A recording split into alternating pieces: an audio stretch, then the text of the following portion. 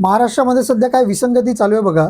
एकीकडे तुम्ही दररोज वृत्तपत्र कोणतेही ओपन करा, त्याच्यावरती सरकारच्या वेगवेगळ्या जाहिराती तुम्हाला सापडतील. एकही असा दिवस जाणार नाही ज्या दिवशी सरकारची कोणतीही जाहिरात त्या वृत्तपत्रामध्ये नाही आहे. त्याचबरोबर तुम्ही मागे पाहिलं असेल की छत्रपती शिवाजी महाराजांचा फोटो आणि त्यासोबत मुख्यमंत्र्यांचा फोटो असे संपूर्ण राज्यभर होर्डिंग्ज लागले होते, बस स्टॉपवर फोटो लागले होते, बॅनर लागलेले होते, दिवाळावर ते बॅनर्स लागलेले होते. एक महानगरपालिकेची निवडणूक लागली, ती जिंकले, त्याच्यामुळे त्या सरकारने कुठे ना कुठे जाहिरातीचा पूर्ण बाजार उठवून दिला. म्हणजे एकीकडे ह्या सगळ्या ज्या जाहिराती होत आहेत त्या अर्थात तुमच्या आमच्या टॅक्सच्या पैशाने होत आहेत आणि टॅक्सच्या पैशाने या जाहिराती सगळ्या होत असताना दुसरीकडे आज पोलीस भरती चालू आहे. आमच्या मीरा भाईंदरच्या नेताजी सुभाषचंद्र बोसच्या इथे पोलीस भरती चालू आहे. दिवसाला 2 ते 2,500 तरुण संपूर्ण महाराष्ट्राच्या विविध भागातून गावखेड्यातून तिथे येत आहेत.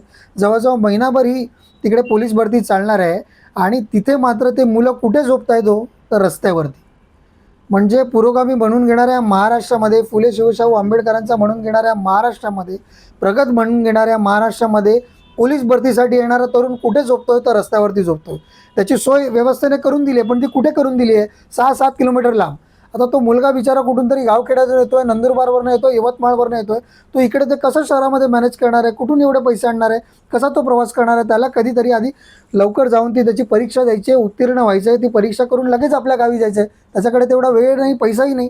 मात्र व्यवस्थेला कुठेही त्यांचं काही देणं घेणं पडलेलं नाही असं दिसून येत आहे.